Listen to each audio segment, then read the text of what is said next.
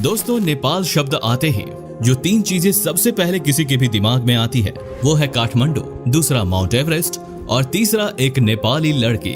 नेपाल को लेकर अगर आपका ज्ञान भी कुछ इसी तरह का है तो हैरान होने की आवश्यकता बिल्कुल भी नहीं है, क्योंकि 90% भारतीय नेपाल को केवल इन्हीं 3 बातों के कारण ही जानते हैं।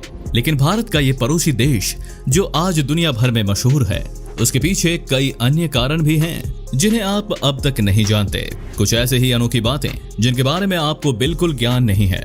शुरुआत करते हैं एक छोटे से टेस्ट के साथ। तो बताइए ना, क्या आपको पता है कि जब हमारा प्यारा भारत अंग्रेजों का गुलाम हुआ करता था, तब नेपाल ही इकलौता ऐसा देश था जो आजाद था। यही कारण है जो आज वहाँ किसी भी तरह का कोई स्वतंत्रता दिवस नहीं मनाया जाता। और क्या आप ये जानते हैं कि दक्षिण एशिया का सबसे पुराना देश अगर कोई माना जाता है तो वो है नेपाल। पर्वत श्रृंखला हिमालय का सबसे ज्यादा हिस्सा नेपाल देश में ही आता है। और क्या कभी नेपाल देश के झंडे की ओर आपका ध्यान गया है? ये दुनिया का एकमात्र ऐसा देश है जिसमें 4 कोने नहीं हैं। नेपाल के बारे में ऐसे और भी अनोखे तथ्य हैं जो आज से पहले आपने कभी नहीं सुने होंगे। तो दोस्तों, वीडियो को लास्ट तक जरूर देखिएगा। नंबर 12, नेपालीज ईट एवरीडे दाल भात। क्या आप जानते हैं कि नेपाल में करीब 55 लाख परिवार रहते हैं, जिनमें से 90% परिवारों का पसंदीदा भोजन दाल भात है। जी हाँ, दाल और चावल जो नेपाल का पसंदीदा भोजन है, और नेपाली लोग इसे बड़े ही चाव से खाते हैं और दूसरों को भी परोसते हैं। ये नाश्ते और रात के खाने का एक इम्पोर्टेंट व्यंजन है जिसे समूचा नेपाली परिवार मिलकर और इसका आनंद लेकर खाते हैं। खैर, आनंद तो आएगा ही दोस्तों, जब प्याज, टमाटर, हरा धनिया और हरी मिर्च का छोका लगाकर दाल और उसके साथ भात खाने को मिले तो आनंद ही नहीं, मेरे मुंह में तो पानी भी आ रहा है। और अब तो ये मन भी कर रहा है कि आज के खाने में दाल भात ही खाया जाए। दोस्तों, आइडिया कैसा है? Number 11, calendar in Nepal. क्या आपको पता है कि जिस तरह हमारे देश भारत में ग्रेगोरियन कैलेंडर का इस्तेमाल होता है, नेपाल देश विक्रम संवत कैलेंडर के अनुसार अपनी प्लानिंग करते हैं। नेपाली कैलेंडर में जनवरी, फरवरी, मार्च नहीं होता, बल्कि नेपाल का नया साल अप्रैल के महीने से स्टार्ट होता है। और ग्रेगोरियन कैलेंडर के अनुसार 14 अप्रैल साल का पहला दिन मनाया जाता है, जिसे बैसाख का पहला दिन कहा जाता है। नेपाली कैलेंडर में 354 दिन ही होते हैं, और वो इसलिए क्योंकि इस कैलेंडर के सभी महीने 29 या फिर 30 दिनों के ही होते हैं, जो चांद के अनुसार तय होते हैं।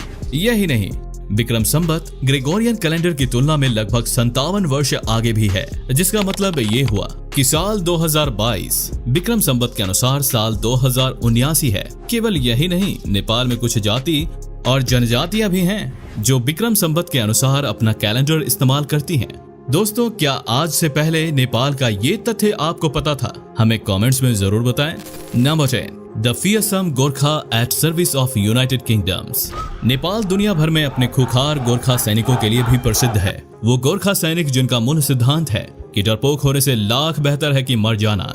भारत की आजादी के समय ब्रिटेन की आर्मी गोरखा की बहादुरी से इतनी प्रभावित हुई कि वो अपने साथ बहुत सारे गोरखास को ब्रिटेन ही ले गई। आज ब्रिटेन की आर्मी में इन गोरखास की संख्या 4000 से भी ज्यादा है। यही नहीं, इनकी बहादुरी का भारत भी कायल है। तभी तो इस फोर्स की 7 रेजिमेंट्स और 40 बटालियन इंडियन आर्मी में कार्यरत हैं, और करीब 40,000 से ज्यादा गोरखा भारत की रक्षा करते हैं। दोस्तों, गोरखा केवल अपनी बहादुरी ही नहीं, बल्कि अपने जानलेवा हथियार खुकरी के लिए भी प्रसिद्ध हैं। एक धारदार चाकू जो आज इनकी शान है, जिसे इस फौज ने पहले और दूसरे विश्व युद्ध में इस्तेमाल कर लाखों दुश्मन ढेर कर दिए। गोरखास के बारे में ये कहा जाता है कि इस फौज का एक अकेला जवान दुश्मन के 50 सैनिकों के बराबर होता है, जो बंदूक और खुकरी के साथ साथ अपने बाजुओं को भी अपने हथियार की तरह इस्तेमाल करता है। Number 9, the greatest concentration of places recognised by UNESCO. Nepal दुनिया का वो देश है जहां सबसे ज्यादा विश्व धरोहर देखने को मिलती है। नेपाल की राजधानी काठमांडू में मौजूद 7 ऐसे स्मारक हैं जिन्हें यूनेस्को ने चिन्हित किया और इन्हें विश्व धरोहर का दर्जा दिया है। पशुपतिनाथ मंदिर, आदित्यनाथ मंदिर, बौद्धनाथ स्तूप और बाघ भैरव। प्राचीन काल में बने ऐसे 7 मंदिर अपने बेजोड़ ढांचे के दम पर यूनेस्को की विश्व धरोहर लिस्ट में आते हैं। कमाल की बात तो ये है कि ये 7 धरोहर मात्र 15 किलोमीटर की इलाके में मौजूद हैं। यही नहीं, नेपाल में 4 और भी ऐसी जगह हैं जो वर्ल्ड हेरिटेज का हिस्सा है। इस तरह नेपाल दुनिया का एकमात्र ऐसा देश है जहां छोटी सी जगह में सबसे ज्यादा विश्व धरोहर मौजूद है। Number 8, the legend of Yeti, the abominable snowman. आप सबने माउंट एवरेस्ट से जुड़े कई तथ्य सुने होंगे, लेकिन येटी के बारे में शायद ही सुना होगा। दोस्तों, नेपाल में ये प्रसिद्ध है कि नेपाल की पहाड़ियों में खासकर माउंट एवरेस्ट पर एक दानव रहता है जिसका नाम येटी है। नेपाल में ऐसे बहुत से लोग हैं जो येटी को अपनी आंखों से देखने का दावा भी करते हैं और ये भी कि उनके पास येटी से जुड़े कई सबूत भी मौजूद हैं। इनके मुताबिक येटी एक विशालकाय दानव है जो इंसान और विशालकाय बंदर मिलाकर स्वरूप में आया। जो भी इसके सामने आता है वो मारा जाता है। यही कारण है कि आज तक कोई भी इसे खोज नहीं पाया। हालांकि इस दावे को वैज्ञानिक बिरादरी साफ तौर से नकारती है, लेकिन येटी के अस्तित्व से खुद एडमंड हिलरी भी प्रभावित थे। एवरेस्ट पर चढ़ाई करने वाले पहले व्यक्ति जिनका मानना था कि येटी वास्तव में एवरेस्ट पर मौजूद है, जिसे ढूंढ निकालने के लिए हिलरी ने एक अभियान भी चलाया था। Number 7, home of endangered animals. Africa की तरह नेपाल एशिया का वो देश है जहां मौजूद कुछ जानवर एंडेंजर्ड हैं, मतलब विलुप्त होने के कगार पर हैं। लेकिन नेपाल का चितवन नेशनल पार्क उन्हें बचाने के लिए हर संभव प्रयास कर रहा है। Snow leopard, Asian rhino, Bengal tiger, red panda, elongated tortoise जैसे कुछ जानवर जब अस्तित्व की आखिरी लड़ाई लड़ रहे थे, तब इनकी मदद को नेपाल का चितवन नेशनल पार्क आगे आया, जिसने इन सभी प्रजातियों का न सिर्फ विलुप्त होने से बचाया, बल्कि आज इनकी संख्या को बढ़ाने की हर कोशिश भी नेपाल के इस पार्क में की जा रही है। इन सभी जानवरों को कड़ी सुरक्षा में रखा जाता है ताकि किसी इलीगल किलिंग का शिकार ना हो सकें। यही नहीं, यहाँ प्रिजर्व किए जाने वाले सभी जानवरों को दुनिया के अन्य देशों में मौजूद जू और नेशनल पार्क्स में भी भेजा जाता है ताकि सभी प्रजातियों को दुनिया के कोने कोने में सुनिश्चित किया जा सके। Number 6, Hinduism, the most important religion in the land of Buddha. दोस्तों, आपको ये पता ही होगा कि भगवान बुद्ध का जन्म नेपाल के लुम्बिनी में हुआ था, जो आज बौद्ध धर्म का केंद्र है, जिसके चलते बौद्ध धर्म के अनुयायी दुनिया भर से यहाँ आते हैं। लेकिन इसके बाद भी नेपाल में हिंदू धर्म को मानने वाले सबसे ज्यादा हैं, जिनकी संख्या 80% है, जबकि बौद्ध धर्म यहाँ केवल 10% है।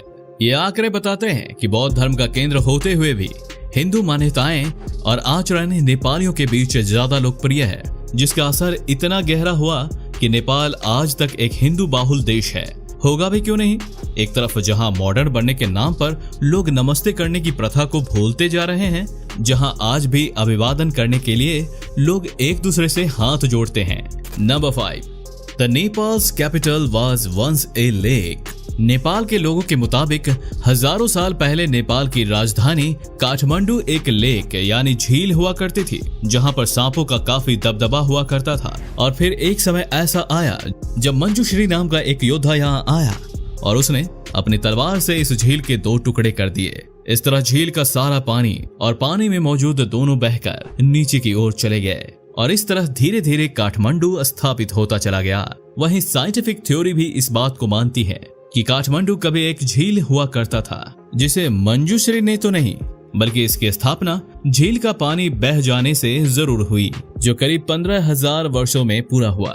Number 4, the original name of mount Everest. पहाड़ों का सर्वे करने वाली संस्था रॉयल जियोग्राफिकल सोसाइटी जब पहली बार दुनिया के सबसे ऊंचे पहाड़ को चिन्हित किया तो इसका नामांकन अपने एक शोधकर्ता जॉर्ज एवरेस्ट के नाम पर कर दिया और तभी इसका नाम माउंट एवरेस्ट हो गया, जबकि एवरेस्ट का असली नाम सागर माथा है, जो आज भी नेपाल के लोगों के बीच प्रसिद्ध है, जिसका मतलब है स्वर्ग का माथा, अर्थात वो जगह जहां से स्वर्ग की शुरुआत होती है। वही तिब्बत के लोगों के बीच इस पहाड़ी का एक विशेष स्थान है, जो माउंट एवरेस्ट को कोमलिंगमा कहकर आज भी बुलाते हैं।